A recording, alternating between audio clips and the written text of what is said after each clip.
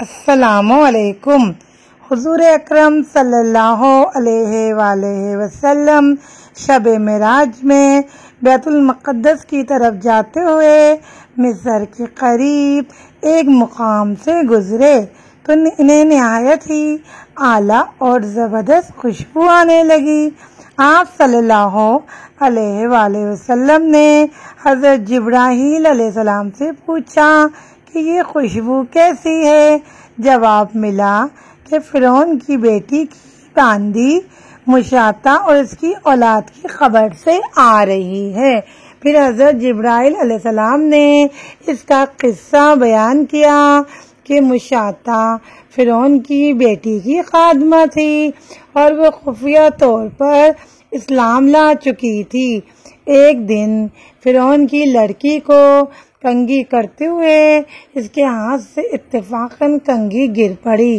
وہ اٹھانے لگی تو اس کی زبان سے بے ساختہ بسم اللہ نکل گیا۔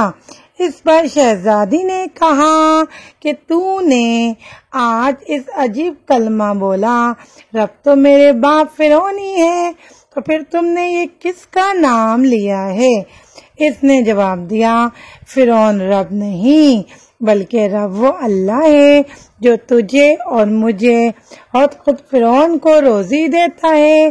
شہزادی نے کہا، اچھا تو میرے باپ کے سوا کسی اور کو اپنا رب مانتی ہے؟ اس نے جواب دیا، ہاں میرا، تیرا اور تیرے باپ سب کا رب اللہ تعالیٰ ہی ہے۔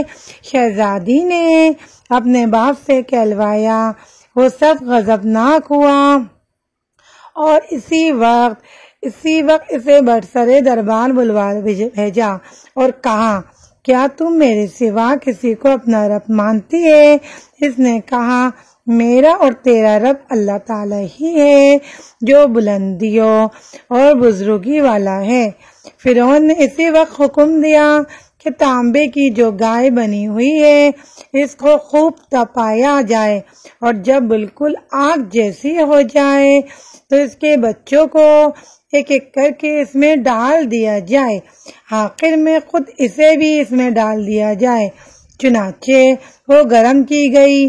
جب آگ جیسی ہو گئی تو حکم دیا کہ اس کے بچے کو ایک ایک کر کے اس میں ڈالنا شروع کرو۔ اس نے کہا، بادشاہ ایک درخواست میری منظور کرو، وہ یہ کہ میری اور میرے ان بچوں کی ہڈیاں ایک ہی جگہ ڈال دینا۔ اس نے کہا، اچھا تیرے کچھ حقوق ہمارے ذمے ہیں اس لیے یہ منظور ہے۔ اس کی دونوں بچیاں اس کی آنکھوں کے سامنے اس میں ڈال دی گئی اور وہ فوراً جل کر راکھ ہو گئی۔ پھر سب سے چھوٹے کی باری آئی جو ماں کی سینے سے لگا ہوا دودھ پی رہا تھا۔ فرعون کے سپاہیوں نے اسے گھسیٹا تو اس نیک بندی کی آنکھوں تلے اندھیرا چھا گیا۔ اللہ تعالیٰ نے اس بچے کو اسی وقت زبان دے دی اور اس نے بآواز بلند کہا، اماں جان افسوس نہ کر، اماں جان ذرا بھی پس و پیش نہ کرو، حق پر جان دینا ہی سب سے بڑی نیکی ہے۔ چنانچہ انہیں صبر آ گیا، اس بچے کو بھی آگ میں ڈال دیا گیا اور آخر میں اس کی ماں کو بھی اسی آگ میں جلا کر مار دیا گیا۔ یہ خوشبو کی مہکیں اسی کے جنتی محل سے آ رہی ہے۔ سبحان اللہ۔